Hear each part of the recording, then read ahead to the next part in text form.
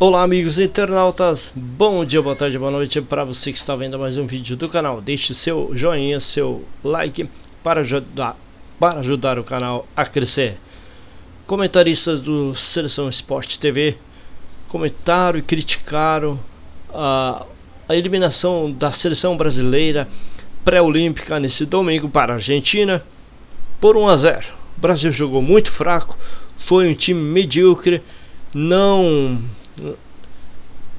ameaçou a Argentina, jogou mal nesse pré-olímpico, perdeu para a Venezuela. Se não fosse o VAR, tinha perdido 2 vezes para a Venezuela, perdeu para o Paraguai. Endrick perdeu um pênalti contra o Paraguai. O Brasil teve menos posse de bola contra o time fraco da Bolívia, e contra a Argentina foi um vexame, jogou muito mal. Não teve poder nenhum de ameaçar a Argentina. Então é lamentável que tenha acontecido essa eliminação. Depois de 20 anos que o Brasil disputava Olimpíadas, o Brasil está de fora mais uma vez. Depois de ser bicampeão mundial no Brasil em 2016 e 2020 em Tóquio, no Japão, dessa vez o Brasil não vai. Vamos analisar o que falaram as comentaristas do Redação Sport TV na manhã deste dia 12 de fevereiro de 2024. A Gabriela Ribeiro, que está em Caracas, na Venezuela, ela acompanhou o jogo ontem e vai trazer mais detalhes para a gente. Bom dia, Gabi. Explica para a gente um pouquinho de como foi esse jogo, a repercussão por aí, que deve ter sido, sim, também um certo choque. Não para a gente que estava acompanhando a seleção nesse pré-olímpico, a gente viu que a seleção não foi bem desde o início, mas é um resultado que a gente não esperava antes desse pré-olímpico começar. É verdade, Jéssica. Bom dia para você, para Rafa, para Renata, para todo mundo que está ligado com a gente nesse Redação. É um choque porque a seleção brasileira vem aí de uma sequência de 20 anos se classificando para Jogos Olímpicos, né? 4 Olimpíadas seguidas e 4 medalhas também. Além dos 2 ouros olímpicos nas 2 últimas Olimpíadas, ganhou o bronze em 2008 e a prata em 2012. Então havia essa expectativa muito grande de que a seleção, essa geração da seleção brasileira se classificasse para as Olimpíadas de Paris, o que ontem acabou não acontecendo. E os resultados estavam a favor do Brasil, né? A gente lembra que o Brasil, com uma vitória simples em cima da Argentina, se classificava para Paris, mas com um empate também acabaria se classificando. Isso porque no jogo que ocorreu logo na sequência entre Paraguai e Venezuela, o Paraguai venceu por 2-0, o que era a tendência por tudo que o Paraguai vinha apresentando na competição. Então o empate em 0-0, se o Brasil tivesse conseguido segurar, também seria a classificação do Brasil. Bom, ontem a gente, ainda pós-jogo, acabou ficando bastante tempo no estádio, porque os jogadores demoraram muito para sair do vestiário. 1h30 depois do fim do jogo é que eles passaram pela zona mista. A gente teve as entrevistas ali logo na saída do campo, né? 3 jogadores conversaram com a gente, o Andrei, o Alexander e o John Kennedy. Na zona mista, quem parou para conversar com a gente foi só o Gabriel Peck e o técnico Ramon Menezes. Os outros jogadores passaram reto, não quiseram conversar, não quiseram... Endrick e o John Kennedy jogavam sozinho, não tinha ninguém para auxiliar eles. Uma vergonha. Jogadores tão bons, de alta qualidade, e não tinha um time que ajudava. Os jogadores ficavam plantados na grama. Incrível. Fizeram dar entrevistas sobre essa desclassificação do Brasil, ou melhor, sobre essa não classificação do Brasil para as Olimpíadas de Paris. Agora, os jogadores tiveram que ficar no estádio até o fim do jogo entre Paraguai. Teve bola no travessão no primeiro tempo, uma cobrança de Almada. Já era para ser gol ali.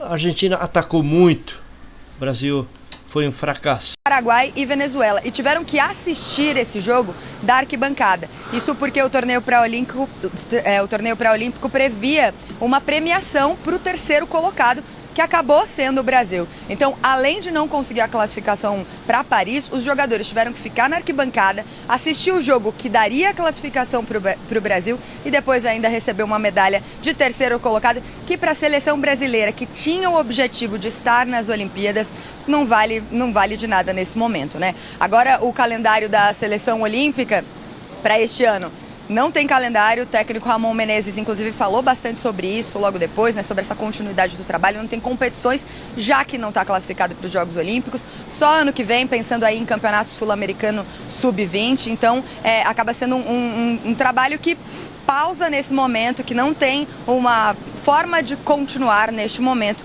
porque não conseguiu essa classificação. Os jogadores começaram a deixar o hotel aqui em Caracas, na Venezuela, ontem de madrugada ainda. Alguns jogadores saíram, os que foram rumo a São Paulo saíram de madrugada. Agora pela manhã, os jogadores que foram para o Rio de Janeiro é que deixaram o hotel, inclusive John Kennedy, o técnico Ramon Menezes, deixaram o hotel aqui hoje pela manhã e aos poucos a delegação da seleção vai deixando aqui a Venezuela depois de não conseguir a vaga para Paris, Jéssica. E foi um jogo, de novo, muito pobre, né? Uma seleção, tudo bem, não precisava, o empate já classificaria, claro, tinha ainda algumas regras, poderia ficar fora mesmo com o empate, mas a probabilidade era alta de classificar. E aí foi um Brasil muito defensivo, esperando a Argentina, colocando a responsabilidade para a Argentina, e a gente só vê alguma chance do Brasil chegar ao gol depois que John Kennedy entrou no jogo. E aí também tem mais isso pra gente discutir, né? John Kennedy no banco, o Biro foi a escolha para ser o atacante titular.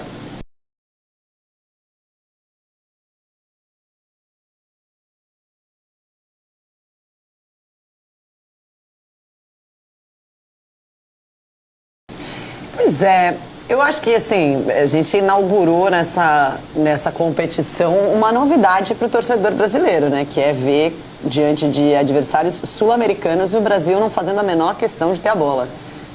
E eu não estou falando da Argentina, porque a Argentina seria o nível máximo, né, do futebol sul-americano junto com o Brasil.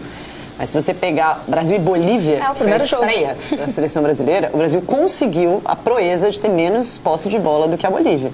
Que, com todo o respeito do mundo, a Bolívia, que estava sendo treinada, inclusive, pelo Antônio Carlos Zago, um técnico brasileiro, que assumiu a seleção principal e estava, né, com a seleção sub-20, faz um bom trabalho, né? A seleção boliviana, dentro das suas limitações, ela apresenta muita organização.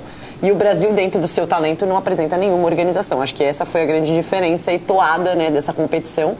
Então, eu não esperava essa classificação, porque, de verdade, depois que eu vi Brasil e Bolívia, depois que eu comentei os dois outros jogos, Brasil e Colômbia e Brasil e Equador, pois acompanhei a consequência, né, do Brasil na competição e não me parecia nem um pouco possível essa classificação. A vitória em cima da Venezuela foi um acaso. Um acaso. Porque teve um gol anulado da Venezuela. Em que a Venezuela estava melhor no jogo. Que a Venezuela estava melhor e o Brasil achou um gol na reta final. Achou um gol e o VAR ajudou porque anulou o gol da Venezuela no segundo tempo. Senão, já era o Brasil naquela ocasião. Então, aí teve essa questão do John Kennedy. John Kennedy reserva. Não consigo entender. O John Kennedy jogando aberto pela esquerda, como foi o jogo anterior, não consigo entender. O retrato para mim dessa seleção é que o Ramon não conseguiu fazer o Brasil jogar com dois atacantes, que eram o Endrick e John Kennedy. E não é dois atacantes quaisquer. Endrick e John Kennedy. Dois atacantes muito acima da média em termos de inteligência de espaço. Não são dois centroavantes que você vai falar assim, estão ocupando o mesmo espaço. Não, eles têm muito essa leitura. Sim. Eles, inclusive, se o Brasil fez alguma coisa no pré-olímpico, foi pelo talento desses dois jogadores, que se procuravam, que ganhavam disputas, que muitas vezes na jogada individual conseguiam alguma coisa. Agora, coletivamente, o time do Ramon Menezes não funcionou, não aconteceu. Depois ele começou a jogar com os dois pontas abertos, como ele tradicionalmente jogava, mas ainda assim não funcionou. O Rafa, não é nem a questão de a gente ver a seleção defensiva. Para falar bem a verdade, ontem foi o primeiro jogo que eu vi a seleção ter uma característica de jogo. Entender que tem um plano ali. Porque antes eu via uma seleção espaçada em campo, não sabia entender se ela queria ser defensiva, se ela queria ser ofensiva, o que ela queria no jogo. Ontem eu entendi que ela queria ser defensiva, pelo menos. Mas não é nem esse o problema. É uma seleção que eu vi no pré-olímpico todo, ela ser passiva. Ela é suscetível ao ritmo que o adversário jogar, à marcação que o adversário impor, independente de algo fortuito que vier a acontecer ao longo do jogo para ter alguma chance de gol. E para mim, pode criticar o quanto quiser essa geração, mas essa seleção podia mais. Não, essa seleção podia muito mais, falando em termos de qualidade técnica mesmo. Acho que todas as vezes que a gente comentou sobre essa seleção, a gente falou o quanto tem jogadores que já são protagonistas nos seus clubes, né? O Endrick foi responsável pela arrancada que deu o título brasileiro em 2023 para o Palmeiras. O John Kennedy foi peça fundamental no título da Libertadores da América. Só fez o gol do título, exatamente, pelo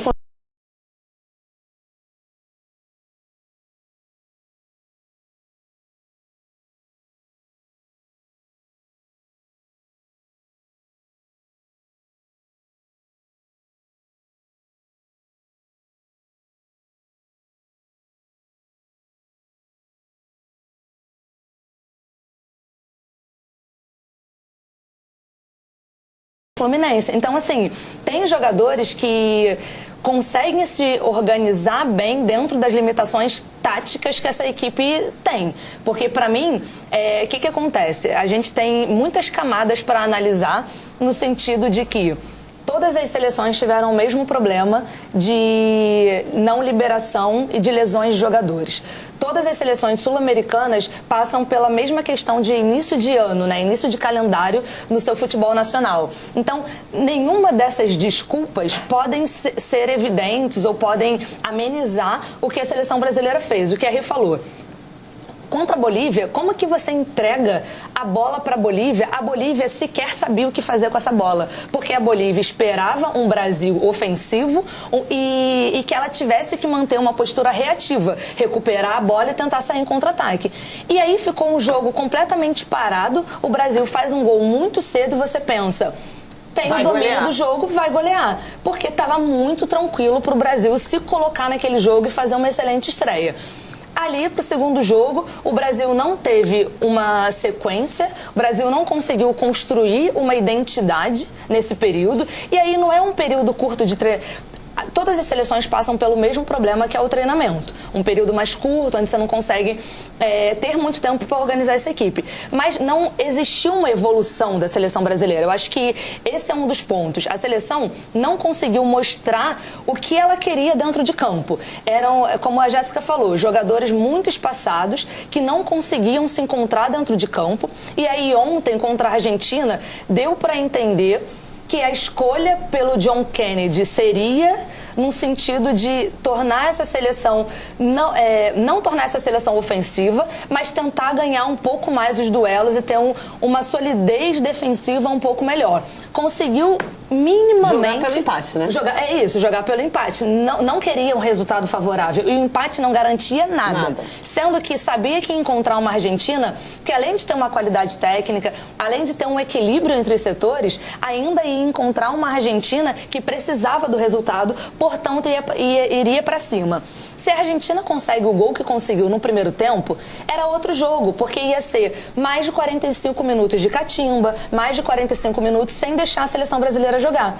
E isso, a princípio, não aconteceu. A seleção poderia jogar, ela poderia se colocar de forma ofensiva e tentar construir um resultado. Não conseguiu. John Kennedy, para mim, no banco, é um erro grave de quem não tá tentando buscar um resultado. Porque quando as ações melhoram com a entrada do John Kennedy, o Endrick sai. Os únicos dois jogadores que têm uma qualidade técnica diferenciada para desequilibrar qualquer jogo, numa movimentação de corpo, quebrar uma linha de defesa com um passe desconcertante, são esses jogadores que a gente tem nessa seleção sub-23, e eles não estavam jogando juntos, jogaram juntos por um período muito curto. No primeiro tempo, o lance mais perigoso foi um chute do Alexander de fora da área, cruzado, que não foi nem na direção do gol, passou perto. Então, assim, quando o time melhora um pouco com a entrada do John Kennedy, a seleção brasileira é desmantelada e o Endrick sai. Então, assim, não houve um padrão tático, não houve uma organização, um jogo coletivo que a gente pudesse pontuar como positivo. Assim, eu acho que essa passagem tô com a Rê. Eu esperava que um deles pudesse sobressair, que um deles pudesse, no talento individual, como o Endrick carregou praticamente esse pré-olímpico inteiro, no talento individual, numa bola mais que ele conseguisse mais centralizado, né? Porque ontem as bolas estavam indo muito aceleradas, ele tinha que abrir o campo e depois voltar para dentro para entrar na grande área, sozinho. Como que você faz isso? Né? Então, assim, foi uma sequência de resultados que não convenceram, de atuações de desempenho ruim e que levaram a seleção para não classificação para Paris.